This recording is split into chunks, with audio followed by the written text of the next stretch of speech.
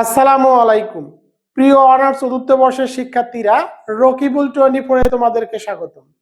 আজকে আমি তোমাদেরকে অনার্স চতুর্থ বর্ষের বাংলাদেশের স্থানীয় সরকার ও পল্লী উন্নয়নের শর্টকাট সাজেশন দিয়ে দিব। ইনশাআল্লাহ তোমরা এখান থেকে 100% কমন পাবা। যে পরীক্ষাটি অনুষ্ঠিত হবে 3 মে 2026। ইনশাআল্লাহ আমি তোমাদেরকে গত পরীক্ষা যে সাজেশনটি দিয়েছিলাম সে সাজেশন থেকে 100% কমন পড়েছে। ইনশাআল্লাহ আজকে যে সাজেশনটি দিব এই সাজেশন থেকে তোমরা 100% কমন পাবা। তোমাদের সকলের প্রতি রিকোয়েস্ট থাকবে অবশ্যই তোমরা ভিডিওটি শেয়ার করে দাও, যাতে করে তোমাদের যতগুলো ফ্রেন্ড সার্কেল আছে সবাই এই ভিডিওটি দেখে উপকৃত হতে পারে। তোমাদের সকলের প্রতি রিকোয়েস্ট থাকবে অবশ্যই তোমরা ভিডিওটি শেয়ার করে দিবা, যাতে করে তোমাদের যতগুলো ফ্রেন্ড সার্কেল আছে সবাই এই ভিডিওটি দেখে উপকৃত হতে পারে। তো দেখো, শেষ মুহূর্তের শর্টকাট সাজেশন উত্তর সহকারে যে পরীক্ষাটি অনুষ্ঠিত হবে 3 মে 2026।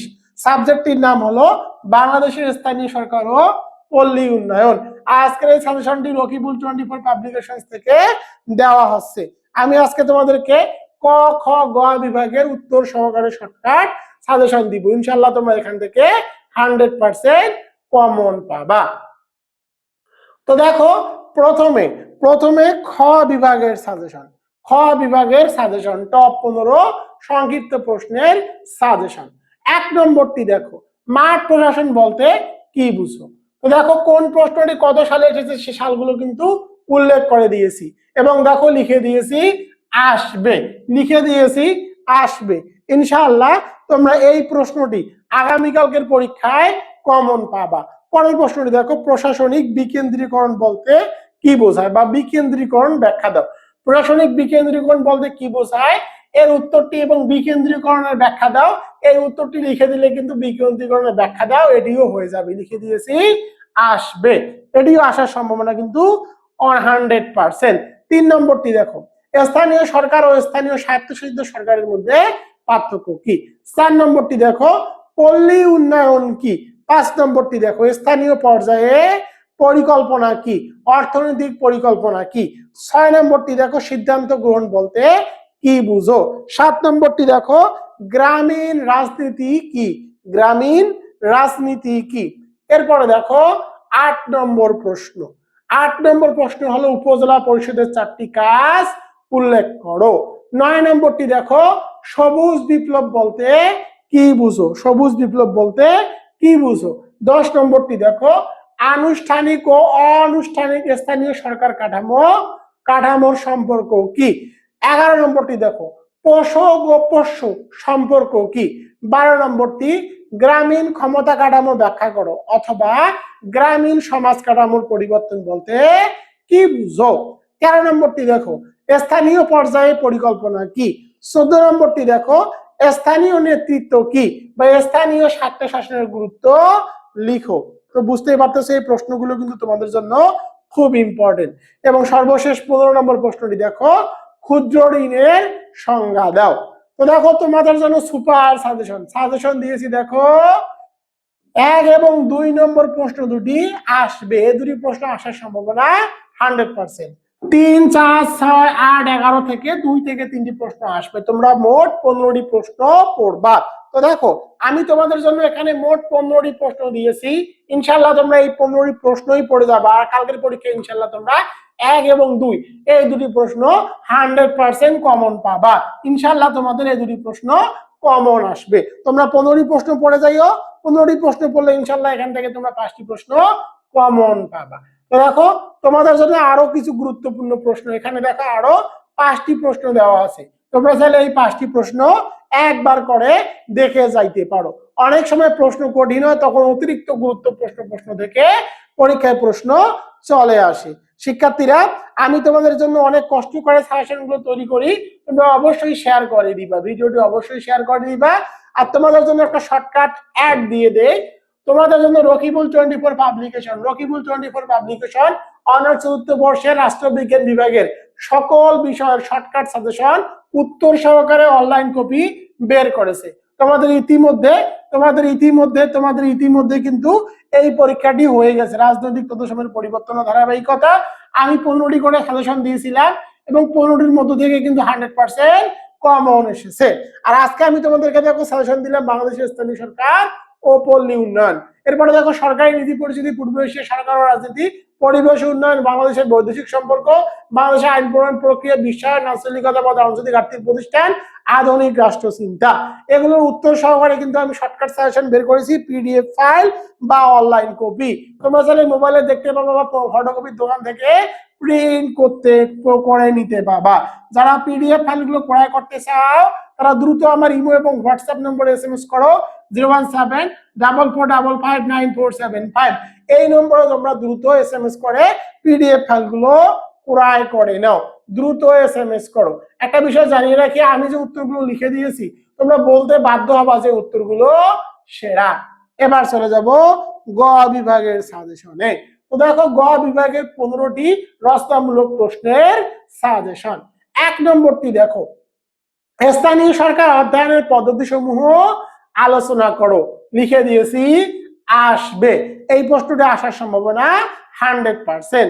2 নম্বরটি দেখো, ইউনিয়ন পরিষদের গঠন ও ক্ষমতা কার্যাবলী বর্ণনা করো, অথবা স্থানীয় পর্যায়ে আর্থসামাজিক ও রাজনৈতিক উন্নয়নে ইউনিয়ন পরিষদের ভূমিকা আলোচনা করো। লিখে দিয়েছি আসবে, ইনশাল্লাহ এই প্রশ্নটিও কমন আসবে। 3 নম্বরটি দেখো, পার্বত্য চট্টগ্রামের স্থানীয় সরকার কাঠামোর বিবরণ দাও। লিখে দিয়েছি আসবে। পরেরটি দেখো, 4 নম্বরে স্থানীয় সরকারের মূলনীতি সমূহ আলোচনা করো। লিখে দিয়েছি আসবে। 5 নম্বরটি দেখো, স্থানীয় সরকার ও স্থানীয় স্বায়ত্তশাসিত সরকারের মধ্যে পার্থক্য আলোচনা করো। লিখে দিয়েছি আসবে। তো দেখো তোমাদের জন্য কিন্তু 1 থেকে 5টি প্রশ্ন খুবই ইম্পর্টেন্ট। এখান থেকে 1 থেকে 5 নম্বর প্রশ্নের মধ্যে থেকে দেখো তোমাদের জন্য সুপার সাজেশন দিয়েছি 1 2 3 4 5, 1 2 3 4 5। আমি আবার বলি 1 2 3 4 5, 1 2 3 4 5। এখান থেকে তোমরা কমপক্ষে হলেও 3টি প্রশ্ন কমন পাবা। ইনশাআল্লাহ তোমরা এখান থেকে 3 থেকে 4টি প্রশ্ন কমন পাবা এই 5টি প্রশ্নের মধ্য থেকে। কমপক্ষে হলেও এই 4টি প্রশ্নের মধ্য থেকে ইনশাআল্লাহ তোমরা 2টি প্রশ্ন হুবহু কমন পাবা। এই 5টি প্রশ্ন তোমাদের জন্য খুব ইম্পর্টেন্ট। আশা করতেছি এখান থেকে 3টি প্রশ্ন কমন আসবে। এরপরে দেখো 6 নম্বরে, 6 নম্বর প্রশ্নটি কি? 6 নম্বর প্রশ্নটি হলো বাংলাদেশের গ্রামীণ কোন্দলের কারণ, অর্থাৎ বাংলাদেশের গ্রামীণ কোন্দলের কারণ সমূহ আলোচনা করো। 7 নম্বরটি দেখো, বাংলাদেশের গ্রামীণ সমাজের রাজনৈতিক অংশগ্রহণের সমস্যা বর্ণনা করো। 8 নম্বরটি দেখো, বাংলাদেশের স্থানীয় সংস্থাগুলোর আয়ের উৎস বর্ণনা করো। 9 নম্বরটি দেখো, স্থানীয় সরকারকে সফল করার লক্ষ্যে বাংলাদেশ সরকার কর্তৃক গৃহীত পরিকল্পনা সমূহ আলোচনা করো। 10 নম্বরটি দেখো, জাতীয় রাজনীতিতে স্থানীয় রাজনীতির প্রভাব আলোচনা করো। 11 নম্বর প্রশ্নটি দেখো, বাংলাদেশের অর্থনৈতিক পরিকল্পনার সাফল্যের শর্তাবলী আলোচনা করো। এরপরে দেখো 12 নম্বর প্রশ্ন। 12 নম্বর প্রশ্ন কি? গণতন্ত্র প্রতিষ্ঠায় স্থানীয় সরকারের ভূমিকা আলোচনা করো। 13 নম্বরটি দেখো, বাংলাদেশে স্থানীয় সরকারের উপর কেন্দ্রীয় সরকারের নিয়ন্ত্রণ ব্যাখ্যা করো। 14 নম্বরটি দেখো, বাংলাদেশের স্থানীয় সরকারের ঐতিহাসিক পটভূমি আলোচনা করো। এবং সর্বশেষ দেখো 15 নম্বর প্রশ্ন দিয়েছি, গ্রামীণ নেতৃত্বের মূল উপাদান সমূহ আলোচনা করো। তো দেখো তোমাদেরকে আমি একটা কথা বারবারই বলতেছি, আমি কিন্তু তোমাদের জন্য টপ 15, আমি কিন্তু তোমাদের জন্য টপ 15টি প্রশ্ন দিয়েছি। অবশ্যই তোমরা 15টি প্রশ্ন পড়ে যাবা। এই 15টি প্রশ্ন কিন্তু খুবই ইম্পর্টেন্ট। আবার তোমরা কেউ কেউ কি করবা, তোমরা আমি এই ভুলটি তোমাদেরকে ধরিয়ে দেই, তোমরা কি করবে 1 থেকে 5 এই 5টি প্রশ্ন পড়ে অনেকেই চলে যাবা, তাহলে কিন্তু আমার কোনো দায় দায়িত্ব নাই। তোমরা অবশ্যই আমি এখানে যে 15টি প্রশ্ন দিয়েছি এই 15টি প্রশ্ন পড়ে পরীক্ষা দিতে যাবা ইনশাআল্লাহ, তাহলে এখান থেকে তোমরা 5টি প্রশ্ন কমন পাবা। অবশ্যই তোমরা 15টি প্রশ্ন পড়ে যাবা। তো দেখো তোমাদের জন্য আরো কিছু গুরুত্বপূর্ণ প্রশ্ন দেখো, এখানে আমি আরো 3টি প্রশ্ন দিয়েছি, তোমরা চাইলে এই 3টি প্রশ্ন একবার করে দেখে যেতে পারো, কারণ অনেক সময় প্রশ্ন কঠিন হয়। যদি প্রশ্ন কঠিন হয় তাহলে এই প্রশ্নগুলো থেকে কমন চলে আসে। প্রিয় শিক্ষার্থীরা, তোমরা অনেকেই জানো রকিবুল 24 এর উত্তরগুলো কিন্তু একদম সহজ। তোমরা সাজেশনের উত্তরগুলো কোথায় পাবা? আমি এতক্ষণ ধরে যে সাজেশনগুলো দিলাম, এই সাজেশনের উত্তরগুলো তোমরা কোথায় পাবা? তো দেখো, তোমাদের জন্য রকিবুল 24 পাবলিকেশন কিন্তু একটি ফেসবুক গ্রুপ রান করেছে, ডিপার্টমেন্ট অফ পলিটিক্যাল সায়েন্স, রাষ্ট্রবিজ্ঞান বিভাগ, জাতীয় বিশ্ববিদ্যালয়, ন্যাশনাল ইউনিভার্সিটি বাংলাদেশ। তো তোমরা দেখো, এটি আমি খুব কয়েকদিন 4-5 দিন হয়ে এই গ্রুপটি খুলেছি। বর্তমান গ্রুপের মেম্বার সংখ্যা মাত্র 524 জন। তোমরা যারা যারা রাষ্ট্রবিজ্ঞান বিভাগের শিক্ষার্থীরা রয়েছে, first year, second year, third year, fourth year, masters, যারা রাষ্ট্রবিজ্ঞান বিভাগের শিক্ষার্থীরা রয়েছে, তাদেরকে বলবো তোমরা অবশ্যই এই গ্রুপটিতে জয়েন করে নাও। এই গ্রুপটিতে জয়েন করে নাও। এই গ্রুপে উত্তর সহকারে সাজেশন একদম ফ্রিতে আপলোড করা হয়। তোমরা এই গ্রুপটি কিভাবে খুঁজে পাবা? তোমরা এই গ্রুপটি খুঁজে পাবা, তোমরা ফেসবুকে সার্চ করবা, সার্চের যে অপশনটি আছে সেই সার্চে গিয়ে লিখবা department of political science Rakibul 24 publication. তোমরা যদি এটি লিখে ফেসবুকে সার্চ করো তাহলে আমার গ্রুপটি পাবা, অথবা এটি লিখে যদি গুগলে সার্চ করো department of political science Rakibul 24 publication, Google করলেও তোমরা এই গ্রুপটি পেয়ে যাবা। অবশ্যই তোমাদেরকে বলবো তোমরা এই গ্রুপটিতে জয়েন করে নিবা। যে সাজেশনগুলো তোমাদেরকে আমি দিলাম, এই সাজেশনগুলোর উত্তর তোমরা এই গ্রুপের মধ্যে পেয়ে যাবা। এছাড়া তোমরা যে ভিডিওটি দেখতেছো, এই ভিডিওর আমি ফার্স্ট কমেন্টে লিংক দিয়ে দিব, তোমরা সেই লিংকে ক্লিক করে এই গ্রুপে জয়েন হতে পারবা। এবার চলে যাব ক বিভাগের অতি সংক্ষিপ্ত প্রশ্নের সাজেশন ও উত্তর। তো প্রথম টপিকটি দেখো, স্থানীয় সরকার, সংজ্ঞা ও পরিচিতি। স্থানীয় স্বায়ত্তশাসন কি? স্থানীয় সমস্যা সমাধানের জন্য স্থানীয় জনগণের নির্বাচিত প্রতিনিধির মাধ্যমে একটি নির্দিষ্ট এলাকার শাসন ব্যবস্থাকে স্থানীয় স্বায়ত্তশাসন বলে। দেখো কোন প্রশ্নটি কত সালে এসেছে তার প্রশ্ন শেষে কিন্তু আমি উল্লেখ করে দিয়েছি। পরের প্রশ্নটি দেখো, লিটল রিপাবলিক বা ক্ষুদ্র প্রজাতন্ত্র কাকে বলা হতো? প্রাচীন ভারতবর্ষের গ্রামগুলোকে লিটল রিপাবলিক বা ক্ষুদ্র প্রজাতন্ত্র বলা হতো। সালিশ বলতে কি বোঝায়?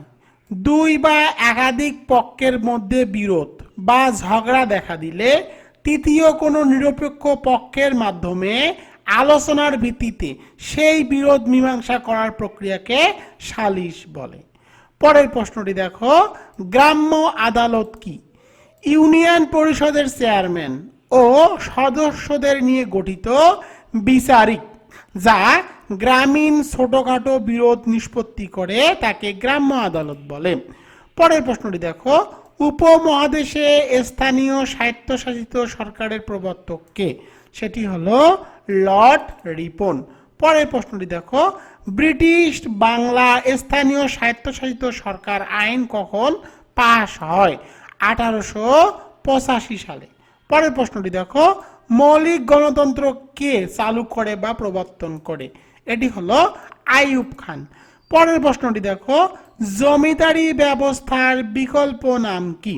জমিদারি ব্যবস্থার বিকল্প নাম হলো চিরস্থায়ী বন্দোবস্ত। পরের প্রশ্নটি দেখো, মৌজা কি?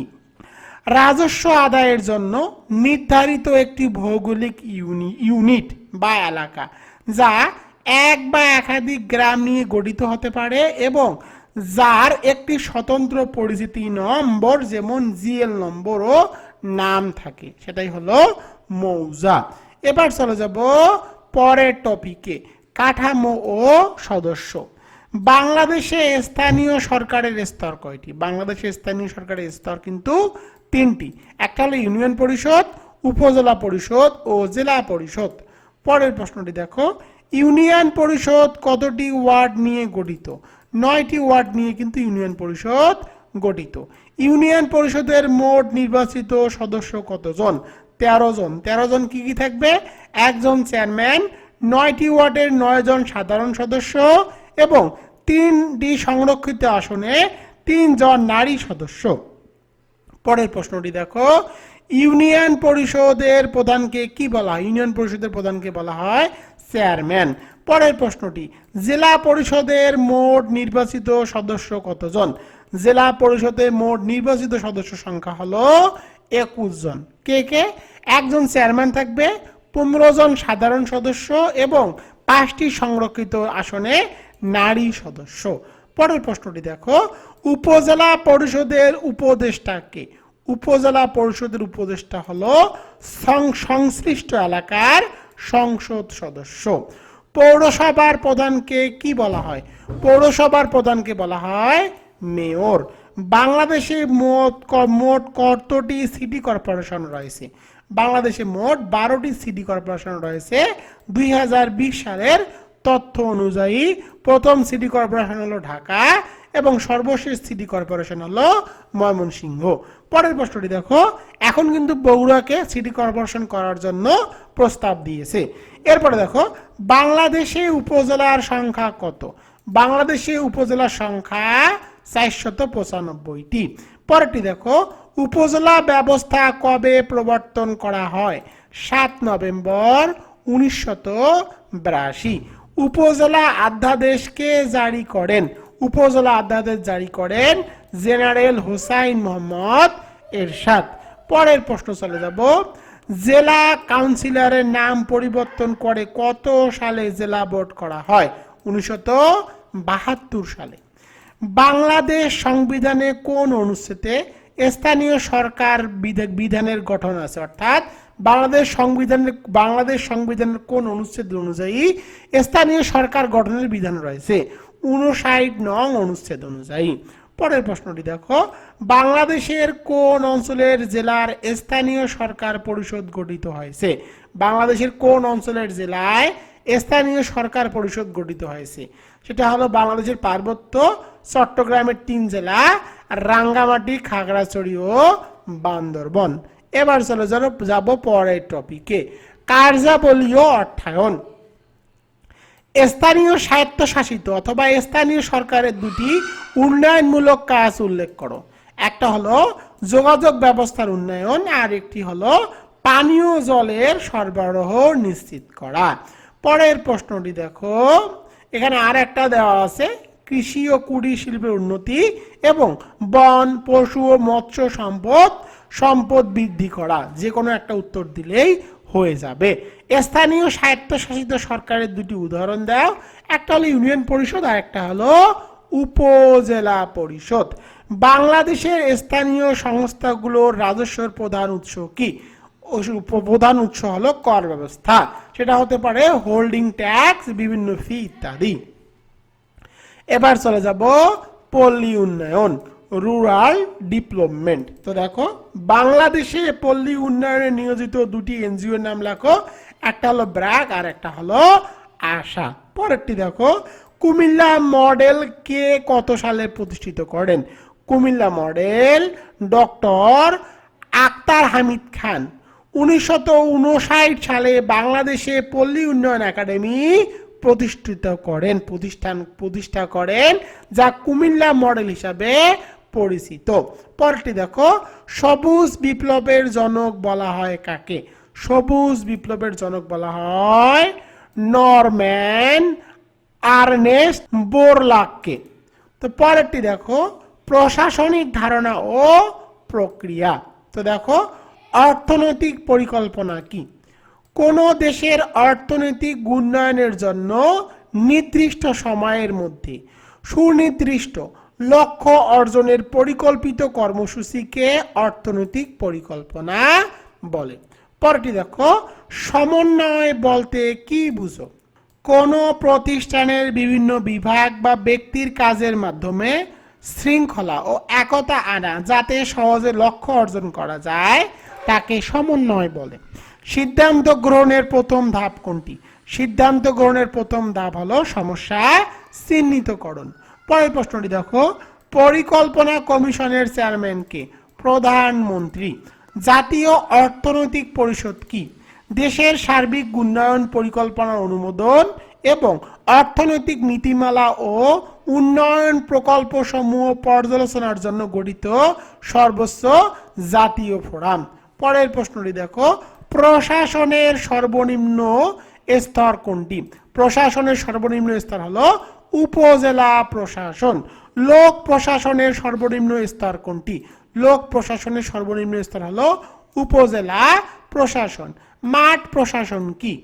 কেন্দ্রীয় সরকারের নীতি ও সিদ্ধান্ত সমূহ মাঠ পর্যায়ে যেমন বিভাগ, জেলা, উপজেলা বাস্তবায়নের জন্য যে প্রশাসনিক ব্যবস্থা গড়ে ওঠে তাকে মাঠ প্রশাসন বলে।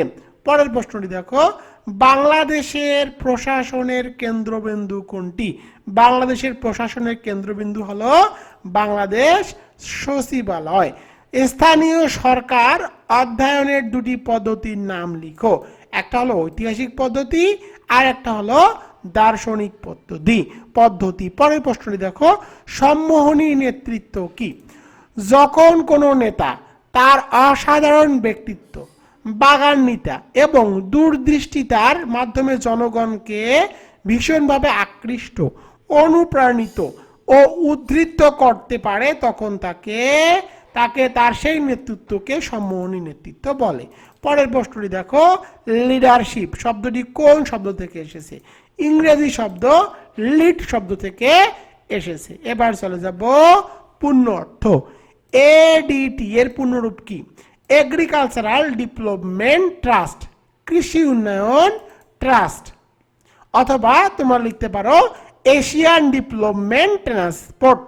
এই দুটির একটা দিলেই যথেষ্ট। পরেরটি দেখো, ইসিএনইসি এর পূর্ণরূপ কি? Executive committee of the national economic council, জাতীয় অর্থনৈতিক পরিষদের নির্বাহী কমিটি। পরেরটি দেখো, V8 এর পূর্ণরূপ কি? Village agricultural and industrial development, গ্রাম কৃষি ও শিল্প উন্নয়ন কর্মসূচি। পরেরটি দেখো, BARD এর পূর্ণরূপ কি?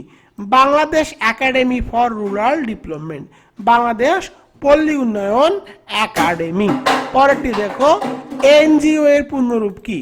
নন গভর্নমেন্টাল অর্গানাইজেশন, বেসরকারি সংস্থা। পরেরটি দেখো, NICAR এর পূর্ণরূপ কি?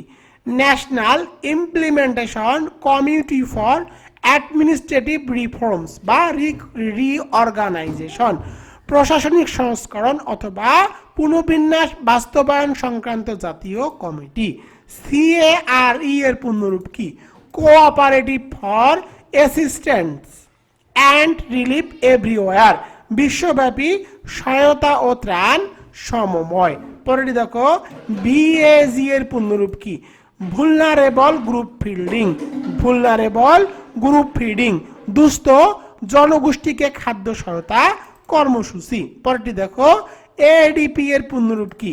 Annual development programme. এরপরে দেখো গ্রন্থ ও লেখক।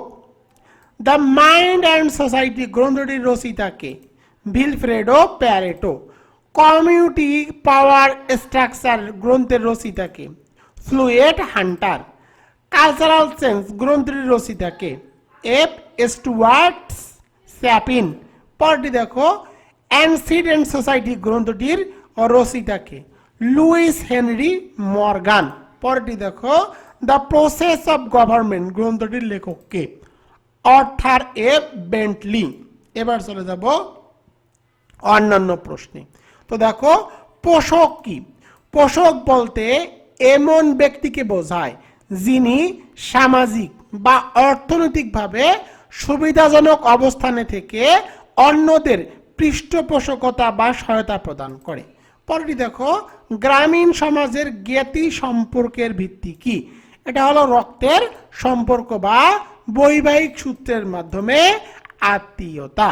প্রিয় শিক্ষার্থীরা, দেখো আমি তোমাদেরকে ক বিভাগের উত্তর সহকারে শর্টকাট সাজেশন দিলাম, ইনশাল্লাহ তোমরা এখান থেকে কমন পাবা।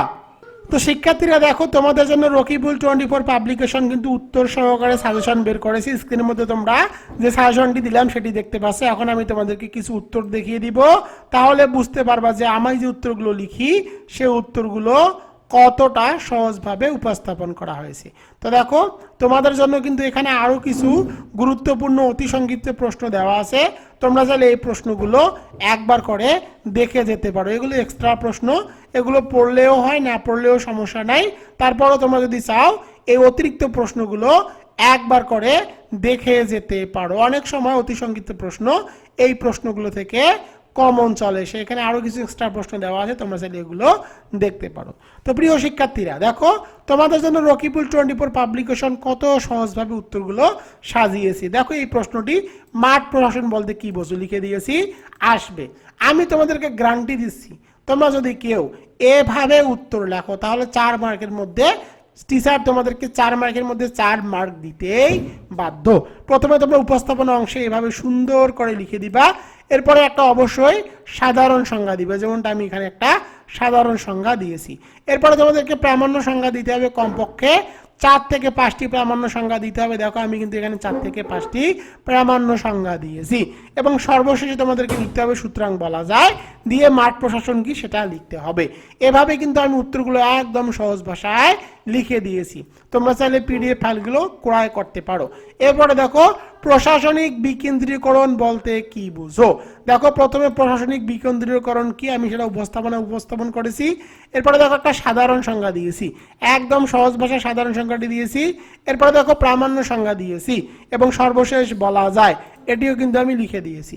তোমাদেরকে একটা বিষয় জানিয়ে রাখি, তোমরা বাংলাদেশের কোনো বইয়ে এত সহজ ভাষায় এভাবে উপস্থাপন করতে দেখবা না। পরের প্রশ্নটি দেখো, স্থানীয় সরকার ও স্থানীয় স্বায়ত্তশাসিত সরকারের মধ্যে পার্থক্য কি।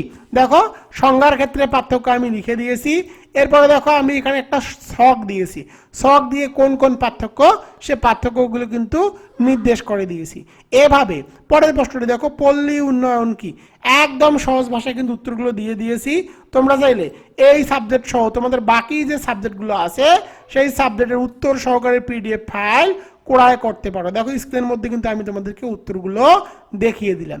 এবার চলে যাব রচনামূলক প্রশ্নে। প্রিয় শিক্ষার্থীরা, আমি আগেই বলেছি রকিবুল 24 মানে হলো একদম সহজ শর্টকাট। তো দেখো স্থানীয় সরকার অধ্যয়নের পদ্ধতি আলোচনা করো। দেখো প্রথমে আমি উপস্থাপনা দিয়েছি, স্থানীয় সরকার ব্যবস্থা সঠিকভাবে জানতে ও বুঝতে হলে নির্দিষ্ট কিছু পদ্ধতি মেনে গবেষণা বা অধ্যয়ন করতে হয়। এলোমেলোভাবে পড়লে এর আসল রূপ বোঝা যায় না, তাই রাষ্ট্রবিজ্ঞানীরা বিভিন্ন বিজ্ঞানসম্মত উপায়ে এটি বিশ্লেষণ করেন। নিচে স্থানীয় সরকার অধ্যয়নের প্রধান পদ্ধতিগুলো আলোচনা করা হলো। তো দেখো প্রতিটি প্রশ্নে কিন্তু আমি 14টি করে পয়েন্ট উল্লেখ করে দিয়েছি এবং প্রতিটি পয়েন্টের ব্যাখ্যা 3 থেকে 4 লাইন দেওয়া আছে। তোমরা বাংলাদেশে কোনো বইয়ের মধ্যে এত সহজভাবে সাজানো গোছানো পাবা না, আমি তোমাদেরকে গ্যারান্টি দিচ্ছি। এবং আমি যে ভাষাগুলো লিখেছি একদম সহজভাবে কিন্তু ভাষাগুলো আমি উপস্থাপন করে দিয়েছি, তোমরা চাইলে পড়ে দেখতে পারো। প্রতিটি প্রশ্নে কিন্তু আমি 14টি করে পয়েন্ট উল্লেখ করে দিয়েছি এবং সর্বশেষে দেখো লিখে দিয়েছি পরিশেষে বলা যায়। পরিশেষে বলা যায় দিয়ে কিন্তু আমি এখানে একটি উপসংহার অংশ দিয়ে রেখেছি। পরের প্রশ্নটি দেখো, ইউনিয়ন পরিষদের গঠন, ক্ষমতা ও কার্যাবলী। তো দেখো ইউনিয়ন পরিষদের গঠন কি, কিভাবে এই ইউনিয়ন পরিষদ গঠন হয় সেই গঠনটা আমি এখানে উল্লেখ করে দিয়েছি। এরপরে দেখো ক্ষমতা এবং কার্যাবলী, একদম সহজ ভাষায় কিন্তু ক্ষমতা এবং কার্যাবলীগুলো এখানে সহজ ভাষায় দিয়ে দেওয়া আছে। প্রতিটি প্রশ্নের 14টি করে কিন্তু আমি পয়েন্ট দিয়েছি। পরের প্রশ্নটি দেখো, স্থানীয় পর্যায়ে আর্থসামাজিক ও অর্থনৈতিক উন্নয়নে ইউনিয়ন পরিষদের ভূমিকা আলোচনা করো। স্ক্রিনের মধ্যে তোমরা কিন্তু উত্তরটি দেখতে পাচ্ছ, একদম সহজ ভাষায় আমি উত্তরগুলো লিখে দিয়েছি। তো তোমরা কিন্তু এখানে সহজ ভাষায় উত্তরগুলো দেখতে পাচ্ছ। পরের প্রশ্নটি, পার্বত্য চট্টগ্রামের স্থানীয় সরকার কাঠামোর বিবরণ দাও। একদম সহজ ভাষায় উত্তরগুলো লিখে দিয়েছি, তোমরা স্ক্রিনের মধ্যে দেখতে পাচ্ছ। কোনো বইয়ের মধ্যে এত সহজভাবে কিন্তু উত্তরগুলো পাবা না। তোমাদের শুধু এটা না, তোমাদের রাষ্ট্রবিজ্ঞানের যতগুলো সাবজেক্ট আছে সব সাবজেক্টে কিন্তু আমি উত্তর সহকারে সাজেশন বের করেছি এবং ভাষাগুলো একদম সহজভাবে দিয়ে দেওয়া আছে। তোমরা যারা যারা রকিবুল 24 এর রাষ্ট্রবিজ্ঞান বিভাগের উত্তর সহকারে পিডিএফ ফাইল ক্রয় করতে চাও তারা দ্রুত আমার হোয়াটসঅ্যাপ অথবা ইমো নম্বরে SMS করো। আমার ইমো নম্বর এবং হোয়াটসঅ্যাপ নম্বর 01744559475। এই নম্বরে দ্রুত SMS করে রাষ্ট্রবিজ্ঞান বিভাগের পিডিএফ গুলো ক্রয় করে নাও। দামও কিন্তু তোমাদের হাতের লাগালের মধ্যে রাখছি। আমি যেটা তোমাদেরকে দিচ্ছি, তোমাদেরকে গ্যারান্টি দিচ্ছি, আমি যে উত্তরগুলো দিচ্ছি এই উত্তরগুলো একদম 100% সহজ ভাষায় দেওয়া হয়েছে। এতটুকু আমি তোমাদেরকে আশ্বস্ত করতে পারি। পরবর্তী ভিডিও দেখার আমন্ত্রণ জানিয়ে আমি তোমাদের রাকিব স্যার এখান থেকে বিদায় নিচ্ছি। আসসালামু আলাইকুম।